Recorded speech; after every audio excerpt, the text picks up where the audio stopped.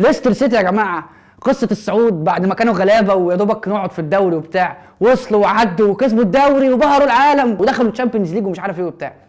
ليستر سيتي ايه اللي حصل لهم السنه دي؟ لو وقعوا وقعه زود على رقبتهم وقعدوا في الدوري بالعافيه. ليستر سيتي يا جماعه الموسم اللي فات، عشان بس الناس اللي ما كانتش متابعه والناس بتتفرج على الليجا دي وما بتركزش معانا، كانوا بيلعبوا 4-4-2. اللي بيحصل ان احنا ما كناش بنلعبوا 4-4-2 قوي. كان عم فاردي هنا بنشوفه بيتطرف في الحته دي شويه، وكازاكي رقم 10 بنشوف محرز هنا، وهنا درينك ووتر وكانتي الكره الارضيه اللي بيغطيها عم كانتي ده والبرايتون، وبيلعبوا 4-3-3 في الحاله الهجوميه. ده كان سيستم كان ماشي معاهم، كان كل واحد في الفرقه عارف دوره، عارف انه مش المفروض يعمل اكتر من دور، وكانت ماشيه وكانت راكبه. طبعا النجاح ليهم كان لعم كانتي اللي كان بيروح في كل حته في الملعب هنا هنا وهنا وهنا ويغطي دفاعيا وهجوميا. اول مشكله في ليستر سيتي كان الراجل ده جيمي فاردي. جيمي فاردي مستواه نزل جدا، مستواه نزل جدا بسبب حاجتين. اول حاجه ان هو كان جاله عرض من الارسنال وقت اليورو وبتاع، وهو رفضه، قال لك لا وانا قاعد ومش عارف ايه والتشامبيونز ليج وارسنال وبتاع، ورفض. ودي كانت مفاجاه جدا لارسن فينجر وجمهور ارسنال وجمهور ليستر. فجيمي فاردي دي كانت مشكله، ان هو كان عليه ضغط. اوكي انت رفضت ارسنال، وريني بقى انت ذكر قوي كده يعني، انت لعيب قوي كده يعني. غير انه يثبت ان هو مش وان سيزون وندر، مش موسم وحط الكام جون من حاجه 20 جون وخلاص على كده. دي نقطه. النقطه الثانيه ان جيمي فاردي كان بيلعب ازاي؟ هو الكره بتجيله بيسند، كان بيبقى ظهره للجون الفرقه الثانيه، بيسند لمحرز، بيسند لدرينك ووتر ويتحرك تاني، اللي هو يستلم ال1 يدي ال2 ويتحرك. النقطه هنا انه كان المدافعين مش عارفين يتعاملوا مع الراجل ده ازاي، سريع جدا، غشيم جدا، بيضرب، بيعرف يتحرك في ظهر المدافعين. فكان دايما كل الكوره بيروح فيها واحد على واحد. السنه دي خلاص كله قفش الليله دي، فبقاش حد يسيب له المساحه دي، بقى لما يبص الكوره المساك يجري معاه ويرجع معاه تاني، ما بقاش اللي هو لا ده هيتحرك وهيخزوقني. نخش بقى على رياض محرز. رياض محرز برضه كان فيه مشكله، ان هو الراجل كان عايز يروح ارسنال، وفعلا رفض. اصلا مش رفض بقى ارسنال، هو رفض انه يقعد في ليستر، لولا ان عم رانيري قال له تعالى واقنعه وانت يا عم واحنا الجزائر، مش كون احنا الجزائر، وقعد ايه، وقعد في ليستر سيتي. ايه الفكره في محرز؟ هات البورد تاني. البورد ده يا جماعه بقى صديق البرنامج. محرز في الحته دي كان غير انه بيلينك اب وبيلعب كور طوليه لفاردي، او ممكن يروح هو نفسه على الجون او يقطم لجوه ويشوط. كان محرز بيلاقي مساحات، وكان دايما عم كانتي الضغط اللي بيعمله هنا بيفتح مساحات لمحرز وفاردي دايما في التلت الاخير من الملعب. محرز مش محتاج يبني هجمه لسه من ورا ويعدي ويروح فكان عنده حلول. الموسم ده خلاص كله قفش، ده لعيب خد احسن لعيب في الدوري، بيتعامل عليه دبلنج اب بالباك والوينج اللي بيقابلوه الناحيه الثانيه. انت يا عم انت لعيب كبير، يا عم انت مش لعيب كبير، خلاص هنقفل عليك. في احصائيه من سكواكا بتقول انه السنه اللي فاتت 77% من باصاته كانت صح، السنه دي 71% من باصاته من صح، بسبب انه بيتعمل عليه ضغط كتير جدا، فحتى لما بيخرج كوره يرجعها لورا او لقدام كلها بتتقطع. نيجي بقى يا جماعه على الاهم واحد في البورد ده، اهم واحد اللي طلع عليه بقى، ده بيغطي نص الكره الارضيه. كانتي بيقول لك بيتحرك كتير ومش عارف ايه والمساحات، بس دوره ايه بالظبط؟ كانتي في الناحيه الدفاعيه ان هو الراجل بيقطع الهجمه وهي بتتولد، يعني قبل ما تخش على ال 18 بتاعه ليستر كان يخش يقطعها، بطلش جري رايح يمين رايح شمال، بيقطع دايما الاسيست باس، او اللي هو الباس اللي هيودي الواد عشان يعمل الاسيست، دايما بيقطع الكور دي ويقوم رايح بوكس تو بوكس ينقل الكوره الناحيه الثانيه.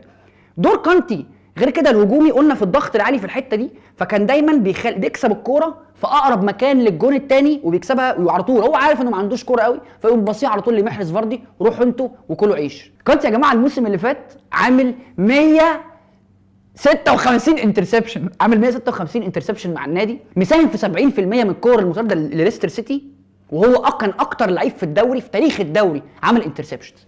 فطبعا فرق جدا، فرق جدا جدا جدا لما تخرج كانتي كده وتبدله باي لعيب تاني، هيعمل دروب غير طبيعي في طريقه لعب الفرقه، في ديناميكيه الفرقه. نخش بقى يا جماعه على الراجل السكره. We are in Champions League, man. That was my next question. Dilly dong, come on. ديلي دونج تشامبيونز ليج مان. الراجل الغلباني يا عيني اللي ما عملش حاجه في حياته، انه كسب كام كاس هنا وكام كاس هنا، والكل كان يلا نروح من هنا وبتاع، لحد ما جه ليستر سيتي كسب معاهم الدوري. الراجل عمل ايه؟ هو السنه اللي فاتت كنا بناخدها هزار كده، وكان بيتقال ان هو منع عنهم البيتزا والمش عارف ايه عشان الدايت ومش عارف. الراجل حب انه يدوس السنه دي لانه عارف السنه هتبقى اصعب، الفرق خلاص عامله حسابه. قال لهم يا جماعه امنعوا كذا وامنعوا كذا ومش عارف ايه.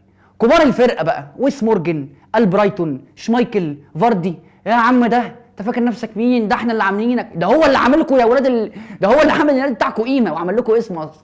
المهم فراحوا اتكلموا الراجل ملك النادي بعد ماتش سيفيا في الشامبيونز ليج الذهاب، ويقولوا كده مش هينفع، على فكره النتائج هتبقى اوحش، النتائج هتبقى اوسخ، هننزل درجه ثانيه، مشي الراجل ده.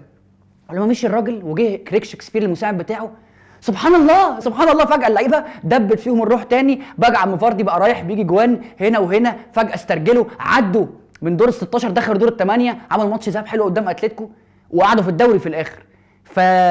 يعني بصراحه اسمها ايه، سكينه في ظهر رانييري وحشه قوي، يا رخصه، حاجه رخيصه قوي قوي. دلوقتي اللي حصل ايه؟ اللي حصل رانييري بص لتشكيلته وهو بيلعب في الشامبيونز ليج وقال لك حلو، انا اكيد محتاج دكه، حلو، ومحتاج ابجريد اللعيبه اللي عندي. فمثلا هو شاف واحد زي اوكازاكي ده يعني ممكن يتم الاستغناء عنه وتبديله، فعلا بدله في الاول السيزون باحمد موسى. كان في مش احمد موسى، لا طبعا مش هنسف في الحوار ده، اكيد مش هنهزر على الافيه ده، افيه رخيص اكيد مش هنهزر عليه. لما جه ليستر كان بيتطرف كتير قوي في الحته دي. مين كان بياكل عيش في الحته دي؟ جيمي فاردي. فاضطر جيمي فاردي يخش هو التارجت مان. بعد كده بدل احمد موسى باسلام سليماني. اسلام سليماني حل المشكله شويه لان هو راجل تارجت مان، بس في الاخر لما اتزنق خالص كان بقى اللي هو ايه بيفيص، فلعب بوكازاكي تاني ولعب بأولوا وبتاع لحد ما رجع شكسبير وقعد موسى، والموسى شكله ماشي اصلا، وقعد سليماني ورجع يلعب بوكازاكي. فدي كانت نقطه. هوث ومورجان كانوا بارتنرشيب قويه جدا وعملوا كلين شيتس كتيره جدا ورا بعض السنه اللي فاتت. انما السنه دي هوث كبر وهوث شطب، وهوث اصلا طردوه من ستوك عشان هو كان لعيب اي كلام وكان لعيب كبر وراحت عليه وكده. فقال لك ابدل هوث بمين؟ بابلو هرنانديز، ده باك يمين جاي من الدوري الاسباني. جه بابلو هرنانديز ده لا فاهم ازاي يتحرك ولا فاهم ازاي يلعب، جربوا في الحته اليمين دي مكان سيمسون برضه ما كلش عيش، رماه على الدكه ورجعوه اسبانيا في الشتاء.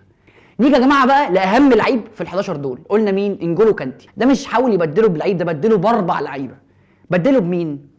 اول بدا السيزون هو راح جاب واحد اسمه مندي ده كان جاي من موناكو وقال لك ده كانتي الجديد ومش عارف ايه، ولعب بيه. الواد ما عملش حاجه خالص، ويا عيني الواد مش فاهم ايه اللي بيحصل، هو المفروض يعني تحس انه شايل اكتر من طاقته يعني. قام جاب امارتي المساك ولعب في الحته دي برده ما نفعش. فجاب اندي كينج قلنا عليه اللي بيلعب مع ويلز وبتاع في الحته دي برده ما نفعش.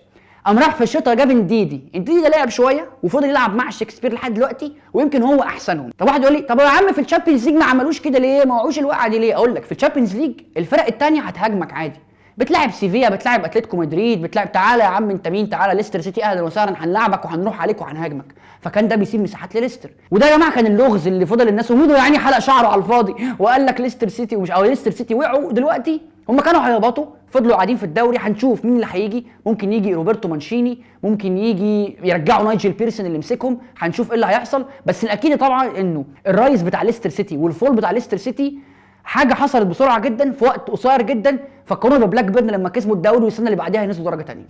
قولوا لنا بقى يا جماعه في الكومنتات انت كنت شايف كان مين ممكن يجي مكان كانتي، ومين المدرب اللي انت شايف دلوقتي يجي يمسك بعد كريك شكسبير. سلام عليكم.